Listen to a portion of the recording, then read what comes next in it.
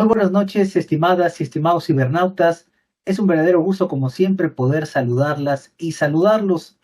Yo soy su amigo y servidor Carlos Vázquez Azuara y les doy la más cordial de las bienvenidas a nombre propio y a nombre del doctor Carlos García Méndez, titular de este programa, a una emisión más de Noche de Debate, Análisis a Fondo. Y déjenme comentarles que, como siempre, les tenemos preparado un programa de primera. Y desde luego que el tema que vamos a abordar es el tema del momento, aquello que está siendo objeto de análisis en todas las mesas de la discusión y que ha ocupado incluso los reflectores internacionales. Me refiero a la recientemente aprobada reforma al Poder Judicial, aprobada de una manera impresionante en cuanto a la velocidad y al proceso legislativo se refiere.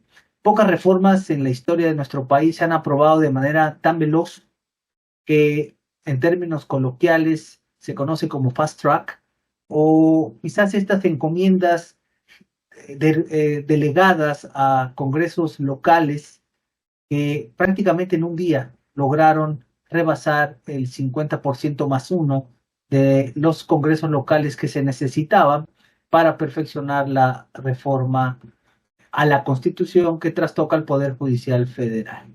Ese es el tema que estaremos analizando esta noche y desde luego quiero darle la más cordial de las bienvenidas a nuestro invitado, una persona muy letrada que proviene de las filas del Poder Judicial y que puede externarnos con suma claridad qué es lo que viene ahora, qué panorama jurídico nos espera y desde luego un análisis muy técnico sobre qué habremos de realizar ahora que ya esta reforma prácticamente se estará publicando, según se ha anunciado, el próximo 15 de septiembre, el domingo 15 de septiembre, un día emblemático en el cual se supondría deberíamos de conmemorar la independencia de nuestro país.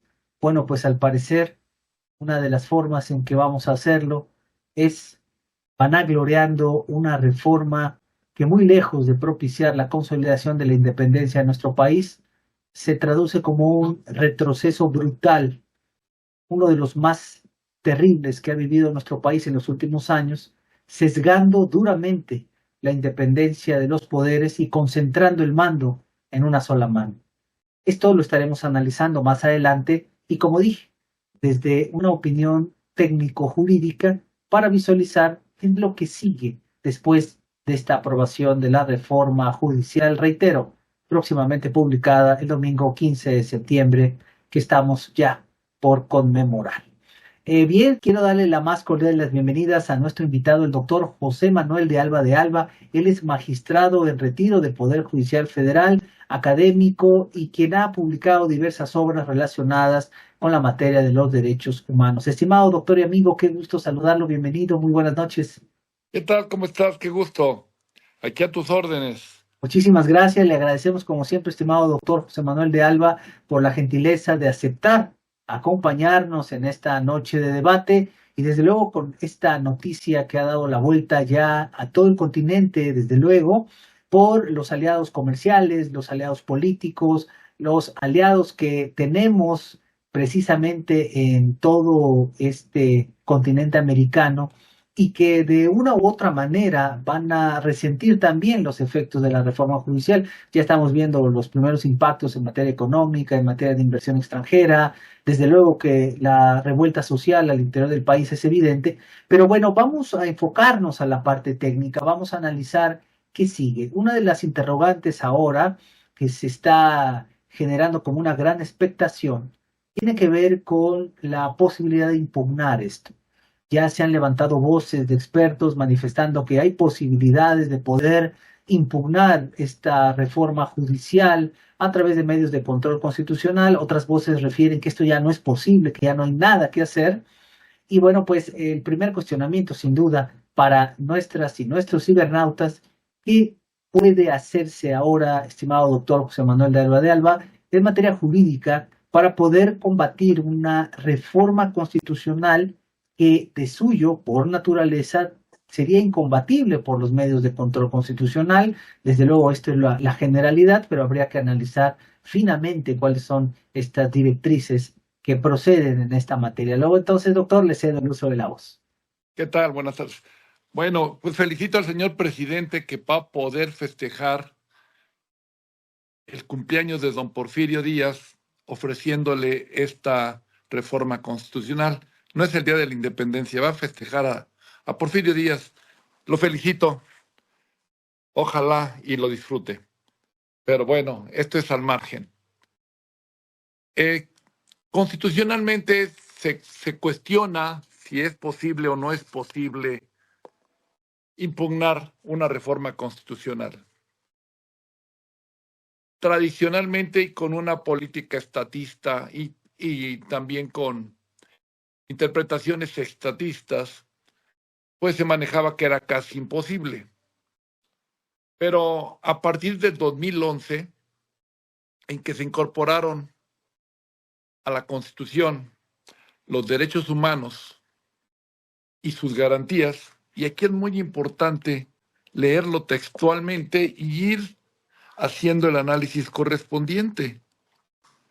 Cuando hablamos así y decimos esto, pues mira qué dice el artículo primero constitucional, que fue lo que se incorporó. ¿Por qué tenemos esta circunstancia? Dice, en los Estados Unidos mexicanos, todas las personas gozarán de los derechos humanos reconocidos en esta Constitución y en los tratados internacionales de los que el Estado mexicano sea parte, así como las garantías para su protección.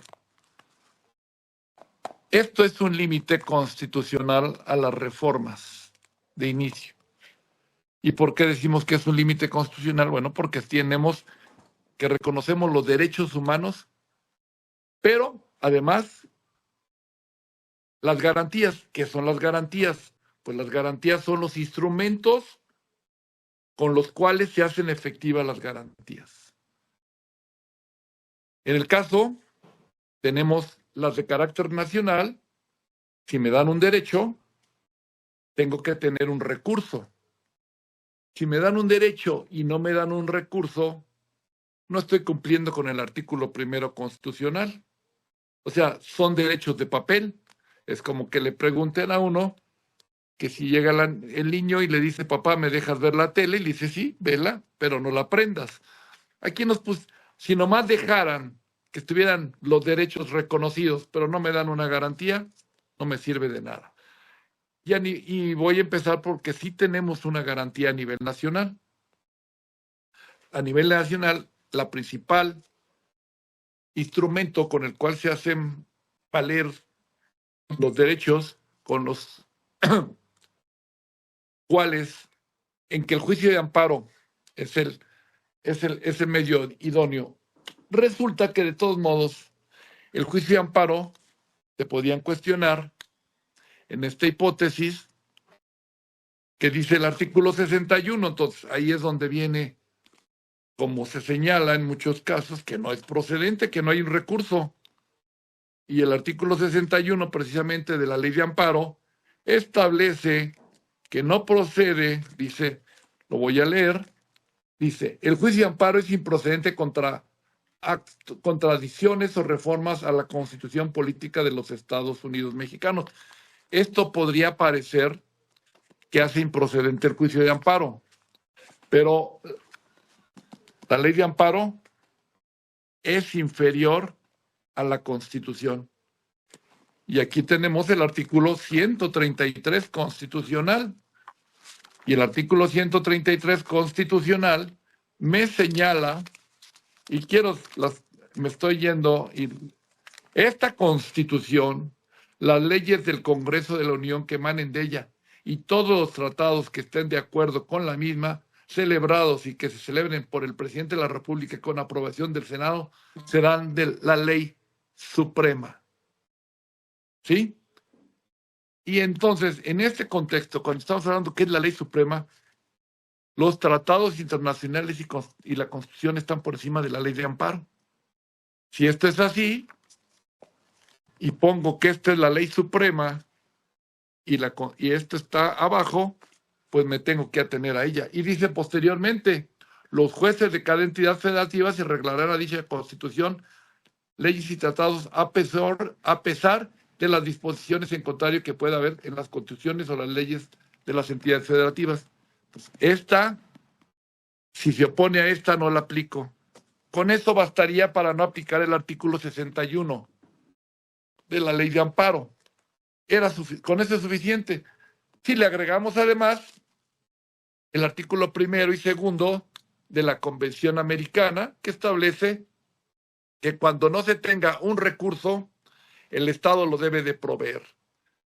Aquí sí hay el recurso de amparo contra actos de autoridad. Existe el impedimento que señala esto. O sea, si ese impedimento va en contra de la Constitución, no lo aplico. Se maneja que existe jurisprudencia de la Suprema Corte de Justicia de la Nación. Es una de la segunda sala que resolvió una contradicción de tesis. Entonces, en ese contexto, esa sí dice, el juicio de amparo es improcedente contra reformas constitucionales.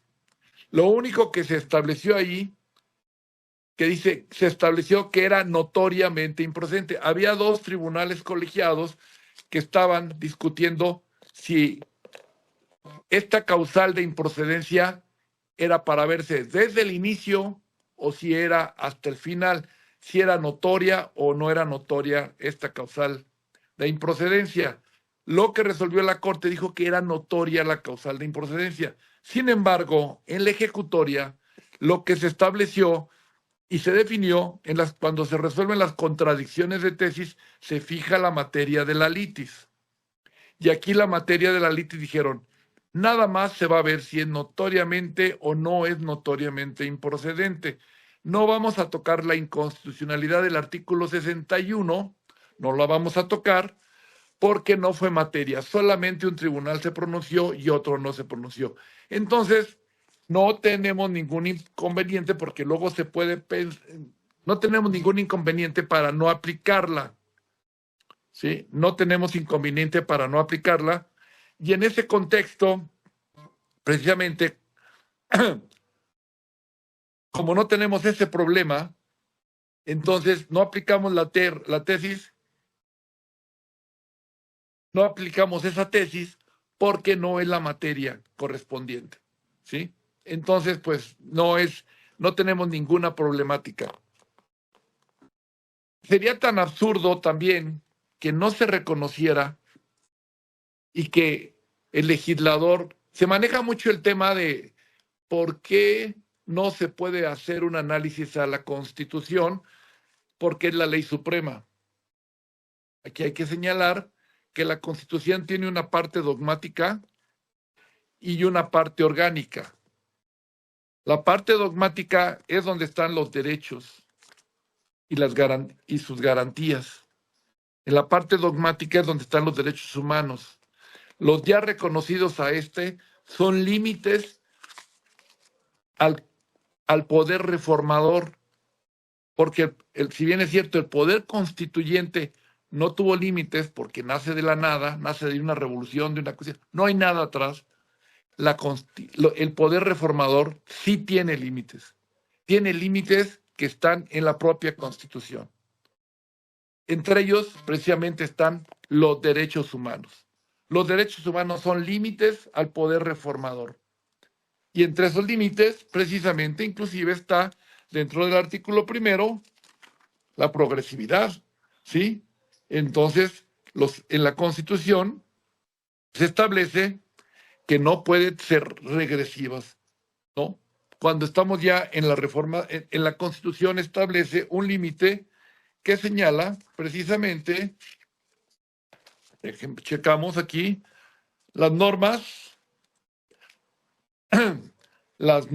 relativas a los derechos humanos se interpretarán de conformidad con esta Constitución y con los tratados internacionales, favoreciendo en todo tiempo a las personas en su protección más amplia. Todas las autoridades, en el ámbito de su competencia, tienen la obligación de promover, respetar, proteger y garantizar los derechos humanos de conformidad con los principios de universalidad, interdependencia, indivisibilidad y progresividad.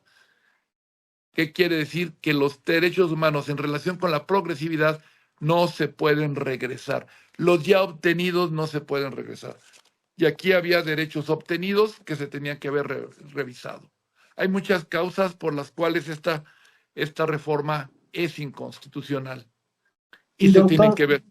doctor ¿Sí? de Alba, en ese orden de ideas, se espera quizás una derrama de amparos por todos quienes tienen interés jurídico e interés legítimo, y bajo esta interpretación conforme o bajo esta tesitura de análisis en contraste con los derechos humanos y este artículo primero, hay una puerta de escape que pudiera, bajo una nueva reflexión, abrir la puerta al análisis de este juicio de amparo.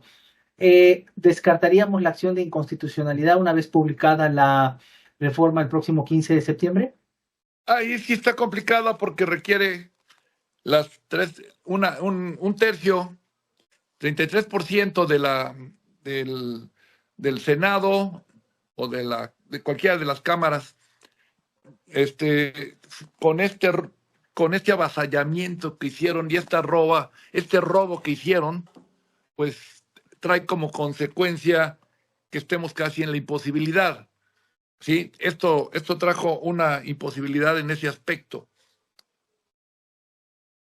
Otro, pues es que otro de los entes que podían estar legitimados es la Comisión Nacional de Derechos Humanos, pero está desaparecida, ¿sí? La titular obviamente no lo va a hacer, no estamos en esas condiciones. Entonces, por la vía, por esta vía, yo creo que no está tan fácil, pero fíjate que no sé, pero no la voy a decir porque la voy a plantear. No Ah, la voy a decir. hay por ahí ya unos análisis que han hecho porque efectivamente, doctor, como usted lo dice, requiere una tercera parte de la Cámara de Diputados o la Cámara de Senadores que no se tiene, pero también se puede promover a cargo del titular de la Comisión de Derechos Humanos, que no lo va a hacer, el titular del INAE, solo en materia de protección de datos personales, tampoco le compete, titular de la Fiscalía, desde luego no lo va a No hacer, lo van a hacer. pero también los partidos políticos en tratándose de asuntos que tengan que ver con la materia político-electoral. Y es ahí donde algunos especialistas han dicho que existe una posibilidad remota porque de manera indirecta está trastocando también derechos político-electorales, aunque el trasfondo no es ese, sino el ámbito jurisdiccional, pero el Poder Judicial tiene una relevancia que trastoca prácticamente el acceso a la justicia en todas las materias, y si bien la materia político-electoral tiene su propia estructura jurisdiccional, pero quien revisa la constitucionalidad de las normas relacionadas con derechos también de esta naturaleza, finalmente es el Poder Judicial Federal. Entonces, en este orden de ideas es posible que de rebote pudieran los partidos a través de sus dirigentes nacionales plantearlo. Pero sí, efectivamente tenemos el espectro limitado. El amparo sigue siendo el medio de control constitucional por excelencia bajo este razonamiento de interpretación más amplia. Pero bien, doctor, sí, como usted ha dicho, hay estrategias que ya se están poniendo sobre la mesa de la discusión jurídica para tratar de dar el último respiro para poder superar quizás esta regresiva reforma que, siendo muy honestos, existen muy pocas expectativas, salvo su mejor opinión, doctor. Le regreso el uso de la voz. Sí, mira, fíjate que y esto es porque es para precisamente las cámaras. No sé, si vamos a hacer una interpretación, las cámaras y la votación que se tuvo en la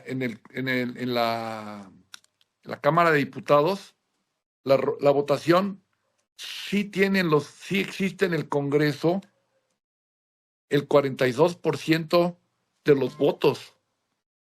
O sea, una cosa es que artificialmente ahí se puede analizar un razonamiento. Una cosa es que tengan tienen el 54% y lo aumentaron al 70% en una forma matemática, pero lo real, lo que sí existe es que no tienen esa cantidad. La minoría tiene el 42%. Con ese 42% sí le alcanza. Si hacemos la interpretación desde el punto de vista real, material, y no conforme se hizo después para un reparto inequitativo.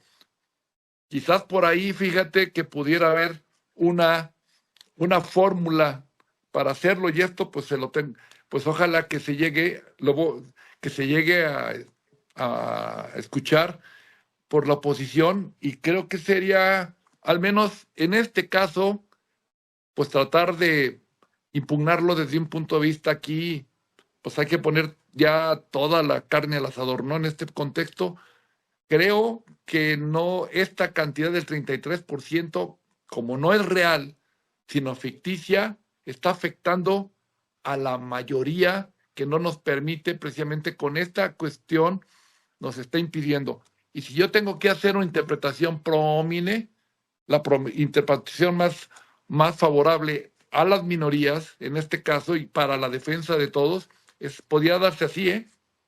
Sí, fíjese, doctor, que sea esta estrategia muy interesante de interpretación del 33.3%, o sea, bajo la estrategia de el ámbito de competencia de los partidos políticos respecto de para la interposición de esta acción de inconstitucionalidad. En cualquiera de los dos casos son estrategias que se van a intentar, ya están Así. anunciadas, al igual que esta marejada de amparos que sin duda se van a estar generando. Y esto nos lleva Sí, al siguiente cuestionamiento, estimado doctor José Manuel de Alba de Alba. En su opinión, hemos visto ya en el pasado de la anterior legislatura, muchos de los que estuvieron ahí repiten ahora en diferentes cargos, pero siguen siendo los mismos. Vimos que hay un desacato notorio, frontal y público a la orden judicial proveniente de diferentes autoridades jurisdiccionales federales, específicamente las suspensiones en amparo que se promovieron respecto del INAI para nombrar comisionados, respecto de algunas reformas impuestas, respecto de el nombramiento de magistrados electorales, y ahora más fresca y recientemente para impedir el desarrollo de un proceso de reforma a la Constitución que estaba plagado de vicios de origen, y que aún así, a pesar de las suspensiones, notoriamente la manifestación de los legisladores y las legisladoras del partido en el poder, del partido oficial, externaron a los cuatro vientos que no iban a acatar disposiciones de esa naturaleza porque a su parecer los juzgadores no tenían competencia para ello. Es decir, un desacato a una orden judicial que está perfectamente bien previsto en la ley de amparo y que sabemos que puede tener como consecuencia una destitución, multas y en su momento hasta pena privativa de libertad o una pérdida de esta inmunidad jurídica del cargo.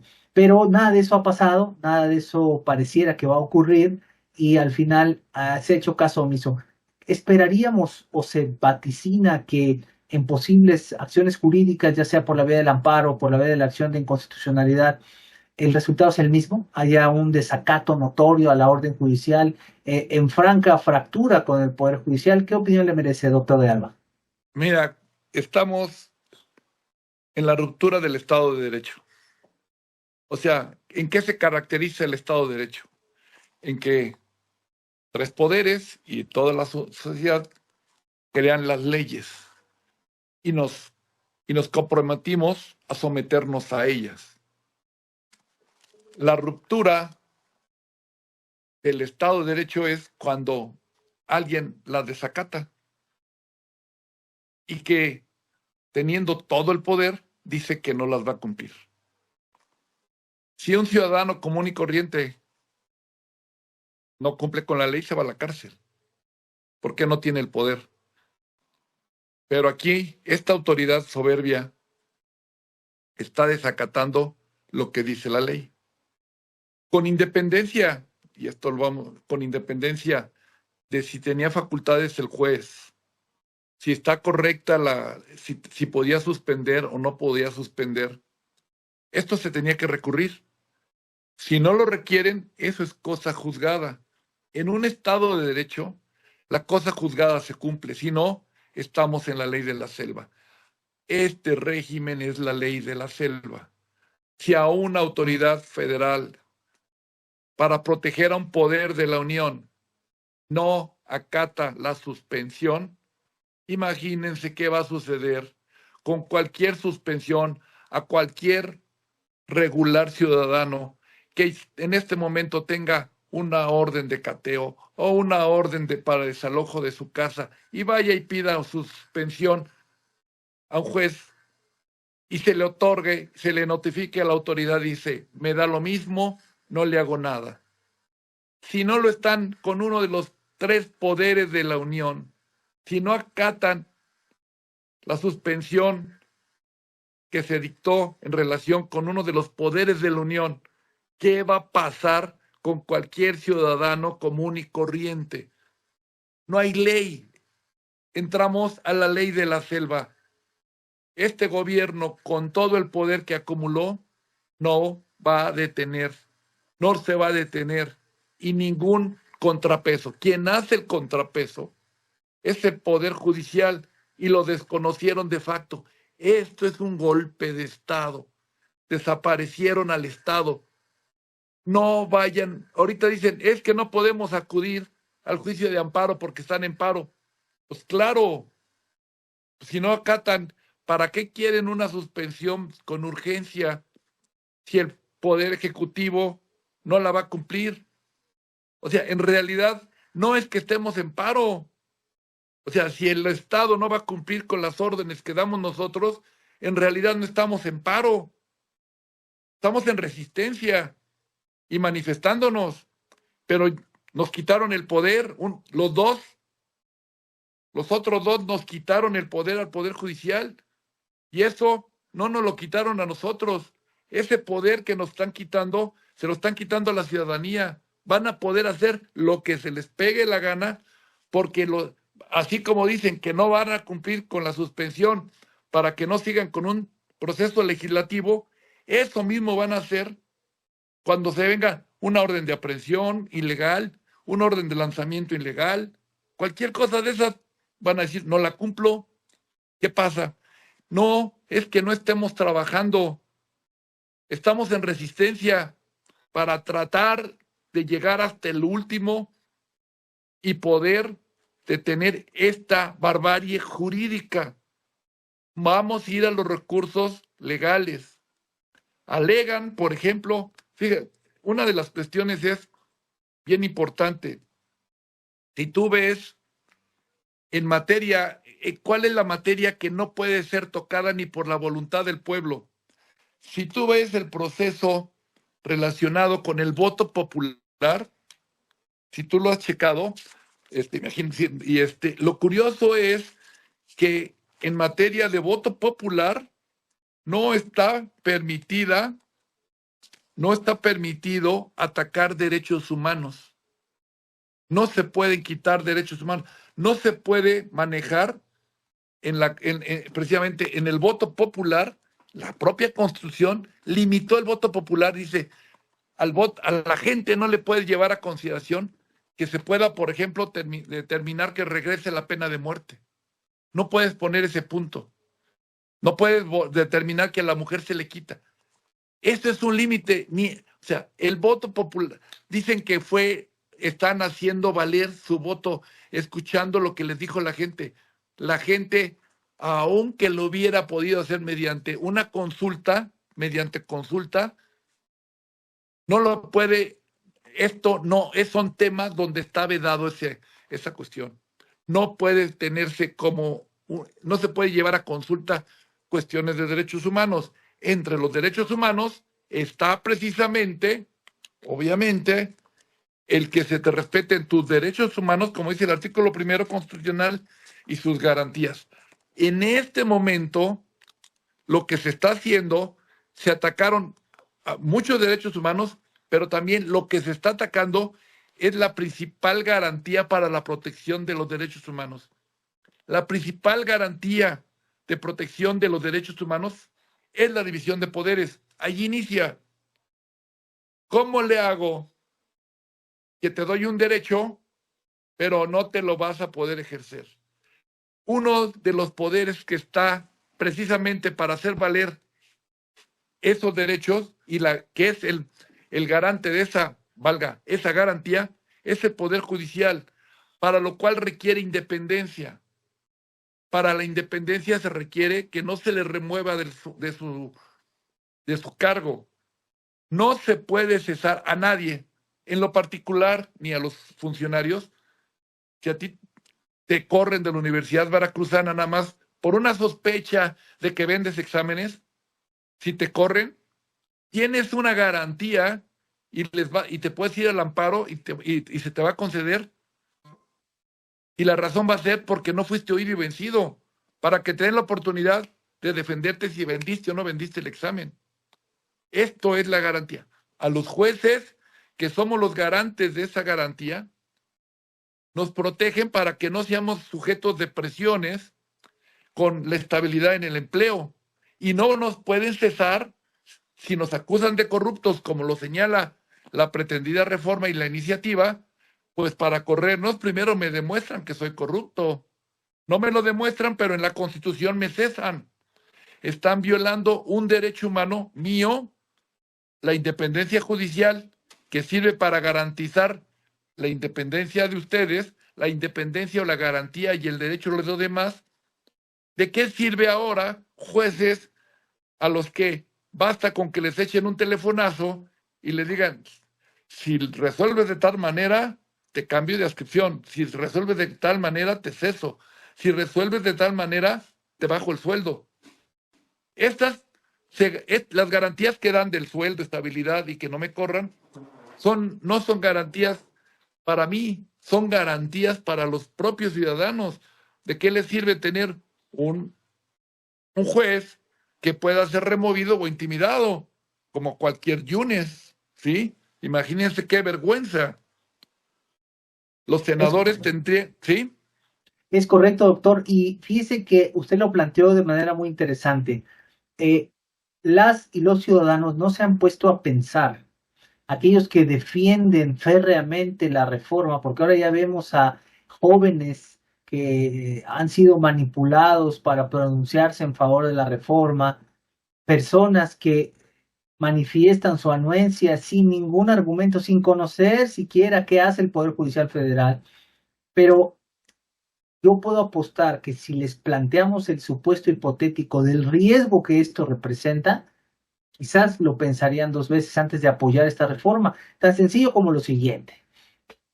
Imaginémonos que este régimen ahora va a imponer la reelección de presidencia de la República y no va a impedir que un presidente que haya ocupado el cargo con antelación pueda asumir nuevamente el cargo.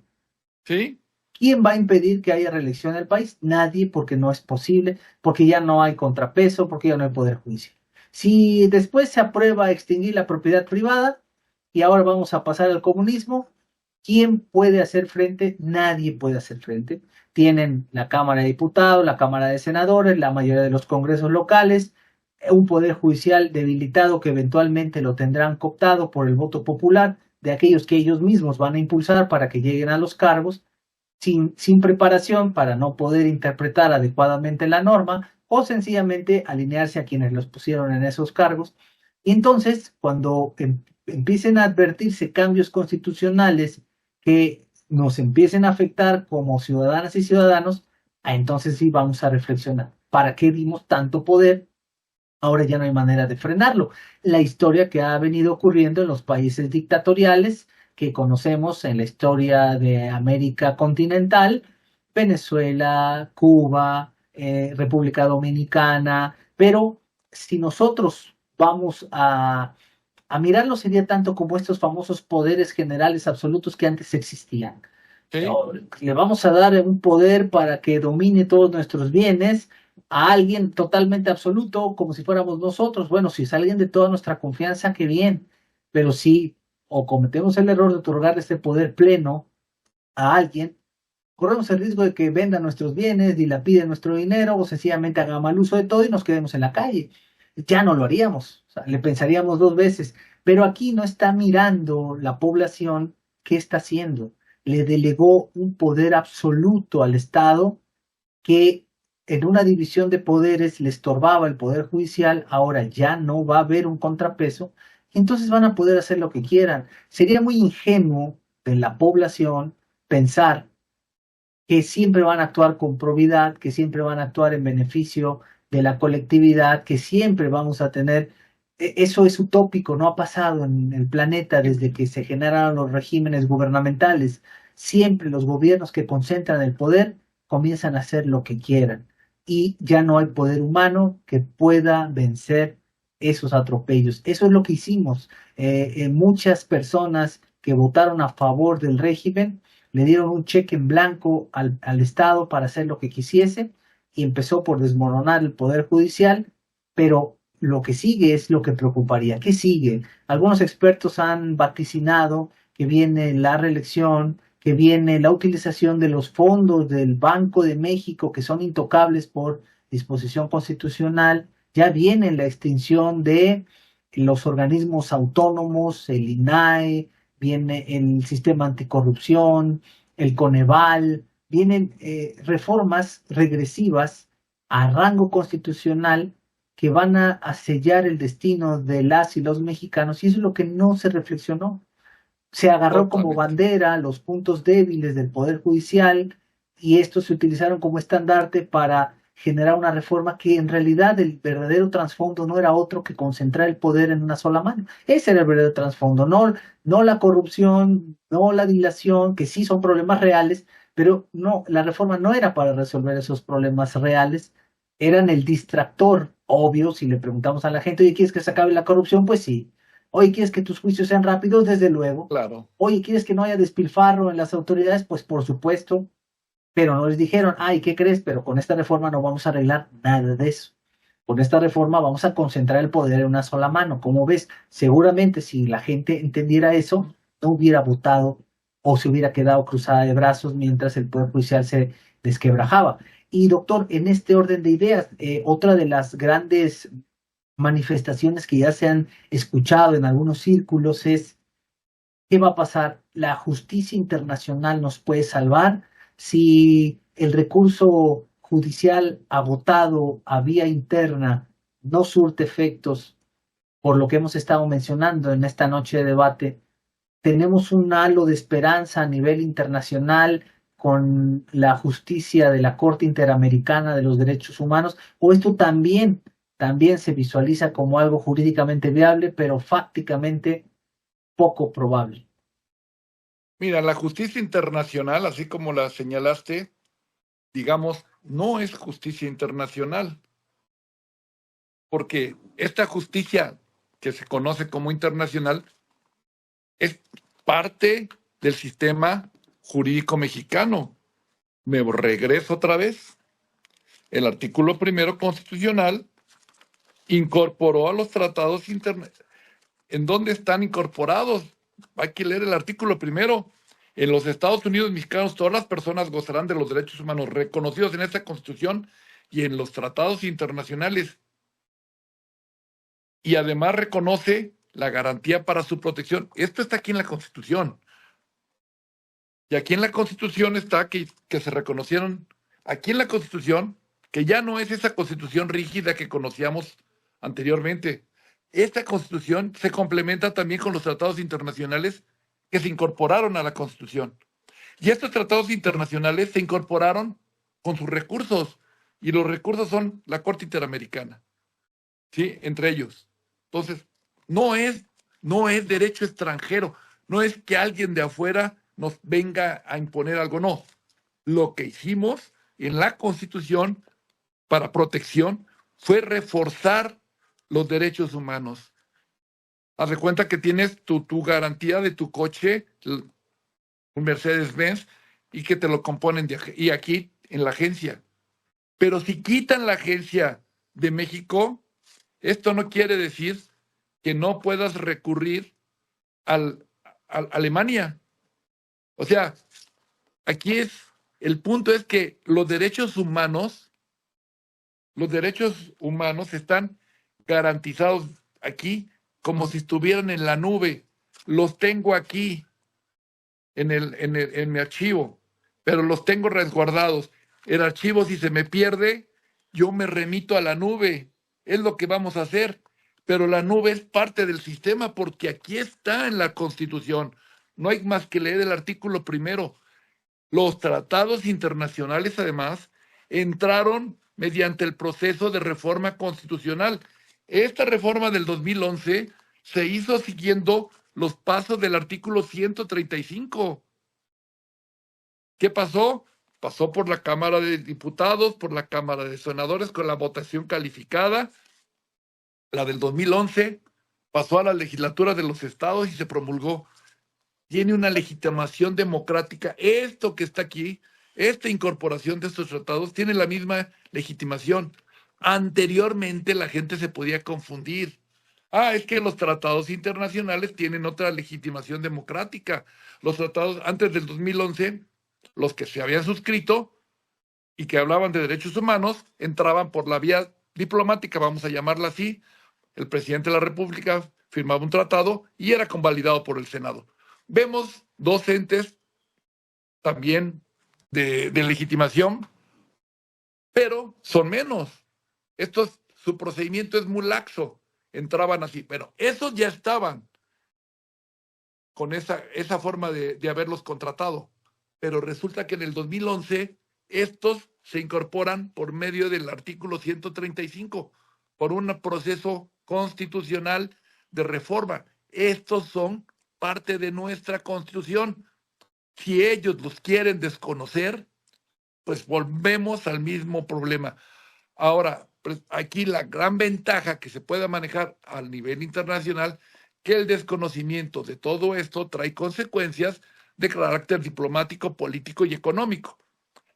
Aquí ya lo hemos estado viendo.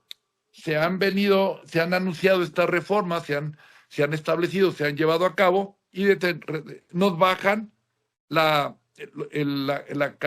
¿cómo le llaman? El crédito, ¿no? Nuestra categoría es correcto. Sí, vamos, te bajan, que no funcionaba el aeropuerto. ¿Qué pasó también cuando nos bajaron de categoría? Van a haber empresas. México contrató con muchas empresas con la Unión Europea y hizo algo que le llaman el Pacto Democrático. La Unión Europea, por ejemplo, no contacta con estados que violen garantías, que no se someten a principios democráticos de elecciones y todo esto. Eso es el Pacto Democrático. México se comprometió para ser socio comercial de muchas gentes. En el Tratado de Libre Comercio también con los Estados Unidos y Canadá también están cláusulas democráticas y de respeto a derechos humanos. Se firmaron esas. Va a ser una soberbia que por esta razón quieran salirse. ¿Quiénes lo han hecho? ¿Quiénes han hecho esto? Hugo Chávez se salió de la Organización de Estados Americanos, ¿sí? De entrada. Pues a eso vamos. Si es que antes no lo detenemos o algunas fuerzas puedan hacerlo. Pero la cuestión del pacto internacional precisamente trae estas cuestiones, ¿no? Cuando un país se sale y no respeta derechos humanos, la comunidad la aísla. Simplemente, nomás ya no les corresponde a muchos muchachos, pero Sudáfrica, que tenía un régimen del apartheid, que era segregacionista, no sé si hasta 1970-80, no tenía representación en los Juegos Olímpicos, por ejemplo. A lo mejor a muchos les puede interesar el no cumplir con un pacto. En un momento dado, dice, México no puede ya concursar en las Olimpiadas ni en el Campeonato Mundial. Me estoy yendo a lo más burdo, pero esto ya ha sucedido. Vean en las Olimpiadas y concursó Rusia, ¿sí? O sea, sí hay consecuencias internacionales.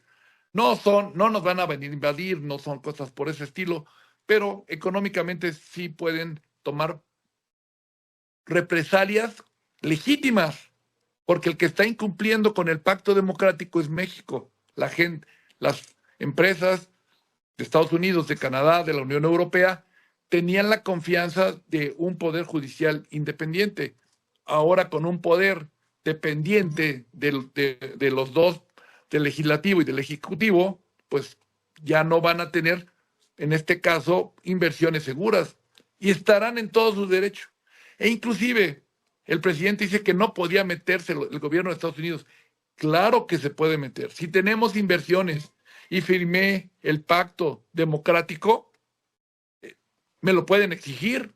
y me pueden decir que mi sistema no es correcto, porque yo empecé a contactar contigo porque tenías un sistema, y si me lo vas a cambiar, claro que lo puedo cuestionar. Sí somos un poder soberano y todo eso, pero con ese poder soberano se contactó el Tratado de Libre Comercio y nos sometimos a las reglas del Tratado de Libre Comercio. Un Estado que no cumple con las reglas que firma con el extranjero, pues es un Estado que va a ser poco fiable y nos va a llevar a la ruina. O sea, estamos camino a la ruina económica si queremos desacatar las cuestiones extranjeras. La Corte Interamericana, una sentencia interamericana que resuelva que se violaron los derechos humanos y que el Estado mexicano rompió con esto, va a traer consecuencias económicas porque esto lo rompe y lo saca precisamente de la esfera internacional de los estados civilizados que respetan los derechos humanos y sus garantías. Y doctor José Manuel de Alba, es muy interesante cómo lo ha externado. Tenemos un antecedente muy cercano de nuevamente un desacato a una sentencia de la Corte Interamericana, y podemos decir desacato porque sabemos que las sentencias de la Corte Interamericana de Derechos Humanos se cumplen paulatinamente, e incluso todavía tenemos elementos del caso Radilla Pacheco sin cumplimentar desde hace tantos años.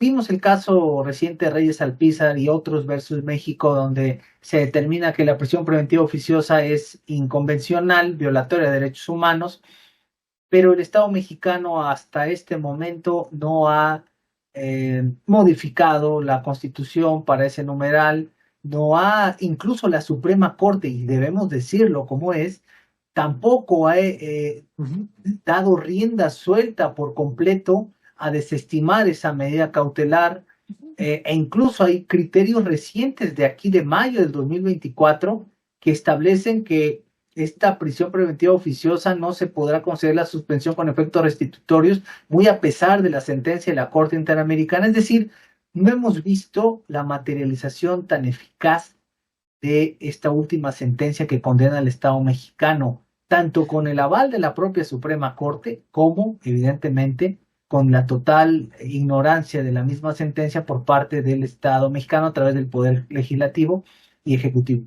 Esperaríamos que esto ocurra si ganamos digamos que obtenemos una sentencia en contra del Estado mexicano por esta reforma judicial. Esperaríamos que igual duerma los sueños de los justos y no materialice el efecto alguno dentro de nuestro país. Evidentemente, con las consecuencias que ya nos ha explicado acertadamente, sin duda, fragmentar el contexto internacional del que formamos parte trae consecuencias, ya lo hemos visto con otros países, pero en el caso del derecho, en el caso de la situación interna del país, estaremos vaticinando una sentencia con muy pocas posibilidades de cambiar algo al interior, o si se Pues, vaticina un posible cambio benéfico. pues espero que ya está saliendo una persona enfermo de poder. Espero que con la nueva presidenta de la República, y que ella es la que va a tener que llevar a cabo ya la conducción del país. O sea, esta persona salió demente, con toda o sea, con un ansia de poder, con un ansia, fue desmesurado. Un coraje, no sé, es muy complicado. Quizás la nueva presidenta, ante su situación, sus condiciones, y tiene que gobernar y llevar a buen puerto este país, pues puede empezar a reflexionar, y que en su momento ya no va a ser el mismo presidente de la República, va a ser otra, y que el presidente ahorita estamos en el incumplimiento total, y ahorita pues, ya le da lo mismo. Si es una persona que se está yendo y está dejando la casa en llamas. Este es un punto, pero la que la tiene que apagar es la presidenta Claudia. Entonces, quizás ella, ya en otro contexto, y no con esta polarización que esperemos que baje, simplemente con este discurso de odio que hizo que los mexicanos, pues ahora, pues como que eso del grito de independencia, pues no sabe uno cuántos van a ir, cuántos no queremos salir, cuántos vamos a poner más bien nuestra bandera a media asta, ¿no?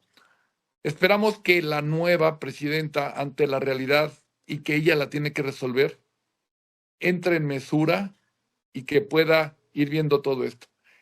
En razón, tenías toda la razón, en el sentido de que luego la propia Corte no acataba o no dimensionaba bien. Aquí quiero manejar, no es cuestión de echarle la culpa a nadie, pero también venimos como de una tendencia estatista. México había vivido 70 años dentro de todo este antiguo régimen que le podíamos llamar, pero este antiguo régimen estaba transformándose, se había venido transformando, pero dentro de esta escuela, veníamos de una escuela nacionalista. Mira, simplemente las causales por las cuales se niega la suspensión, el orden público y el interés social, decía, si tienes apariencia, si te están afectando, pero afecta al orden público y el interés social, se debe negar. Pues está mal. Esto era una visión antes del 2011, ¿no? No teníamos esta visión y la misma, y aumentamos más causales para que si fueran de orden público e interés social. Y quiero decir, el orden público e interés social es algo que no se puede definir tan fácil. Es algo muy complicado, pero te lo ponen en la ley y con eso ya. Por ejemplo, vamos a poner, en caso de las vacunas o cuando vino la pandemia, en este caso de la pandemia, ¿qué hubiera pasado si el presidente municipal de Perote diga, voy a meter a todos los chinos de aquí del estado, que estén en el municipio de Perote, los voy a meter y los voy a encuartelar ahí por 4 meses en lo que pasa la pandemia? Y van y piden amparo estos chinos. Y vienen reclamando precisamente que el presidente municipal no tiene facultades para suspender garantías. Y que no, el único que puede suspender garantías en ese contexto es el presidente de la República, pero un presidente municipal no puede meter a la cárcel ni tocar un estado de queda. No lo puede hacer. Pide la suspensión y dice, ¡pum!, pero no te puedo sacar. ¿Por qué? La fracción tercera del artículo 129 dice que no procede cuando se combaten enfermedades exóticas. Dices, a ver, pero es algo inconstitucional y a estos los meto sin ser oídos y vencidos. Pero tengo el 129, fracción tercera, ¿no? Cuando estas fracciones deberíamos declararlas inconstitucionales, porque van en contra de la fracción décima del artículo 107 de la Constitución, porque a quien le dan la facultad de ponderar es al juez. Dice, el juez ponderará entre el orden público y social y la apariencia del buen derecho. Y cuando llegas a la ley de amparo, en el 129, que vas a conceder la suspensión, te dice el 129 que no lo puedes hacer. ¿Pudiste ponderar? ¿Ponderaste? Te están violando la fracción décima, ¿no? En fin, crecimos con esto y nos tenemos que salir porque apenas, es muy poco el tiempo del 2011 en que estábamos acostumbrados a este sistema, pero a lo tendríamos que adaptar. La reforma del 2011 tendría que hacer que el orden público y el interés social se someta, si tengo apariencia del buen derecho, con un estudio principal, ¿no? Lo que no era antes. En fin, por eso digo, tenemos esa cuestión que crecimos, desarrollamos todo un concepto estatista. Pasamos al 2011 y lo estábamos empezando a evolucionar. Muchos jueces, magistrados, les costaba trabajo pensar en desacatar el orden público y interés social cuando tenía la apariencia del buen derecho. La prisión preventiva, tendrías que estar metiéndote, analizando los elementos del tipo, todo esto, y te diría, es un delito fácil. Por esto y está en el catálogo de prisión oficiosa, a la cárcel. No debería de ser así. Deberíamos de acatarlo y siempre también tenemos esta visión de que los tratados internacionales dice, si no están por debajo, está en un escaloncito, porque la Corte sí resolvió de muy mala manera de que los tratados internacionales, cuando hay un conflicto entre el tratado internacional y una norma constitucional, si hay límite, si hay una limitante en la Constitución, no se aplica el tratado internacional, lo cual es absurdo, porque los tratados internacionales de derechos humanos entraron en la misma categoría. No puedo señalar que reconozco a los hijos y luego a la hora de la herencia le toca nada más a los hijos nacidos dentro del matrimonio y a los que están fuera del matrimonio ya no.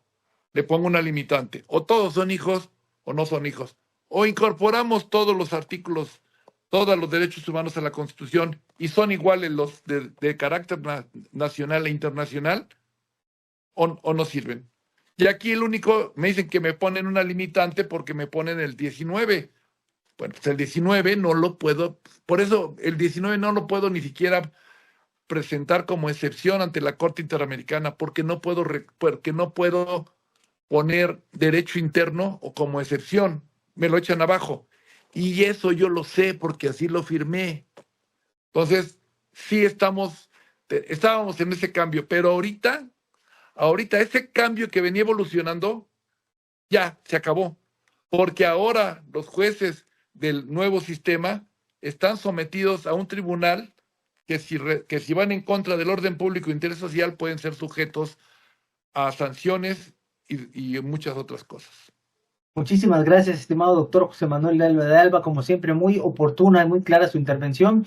Estamos viviendo momentos muy complejos en la República Mexicana, con una de las reformas más criticadas de los últimos tiempos en nuestro país y desde luego con un trasfondo que ya se ha analizado hasta el cansancio por las y los expertos en la materia, es total y absolutamente regresiva. Solamente quienes no lo quieren ver son quienes están privilegiados por ese régimen, pero en realidad las voces autorizadas, técnicas, las y los estudiosos del derecho que tienen conocimiento sobre la materia constitucional y de los derechos humanos, que evidentemente han analizado el trasfondo de esta reforma, se han pronunciado al unísono sobre su carácter regresivo, violatorio de derechos humanos y desde luego con un grado muy profundo que atenta contra la democracia y contra la independencia de los poderes. Doctor José Manuel de Alba, estamos llegando al final de esta noche de debate análisis a fondo, pero no sin antes solicitarle muy respetuosamente nos brinde algún mensaje final, alguna reflexión final para todas y todos nuestros cibernautas que como cada jueves nos complacen con el favor de su sintonía. Adelante, doctor. Pues muy corto, México está de luto, cayó la democracia. No hay nada que festejar este 15 de septiembre. Muchas gracias, doctor José Manuel de Alba. Realmente yo también me sumo a ese pronunciamiento. El próximo 15 de septiembre del 2024 no tenemos nada que celebrar. Estamos mirando una reforma regresiva que le da un golpe contundente a la estabilidad de nuestro país, que está causando un deterioro muy profundo en la división de poderes y que está concentrando toda la acción gubernamental en una sola mano, en un solo grupo de personas. Eso se llama dictadura. Eso ya lo vimos reflejado en países de América continental. Ya conocemos las consecuencias.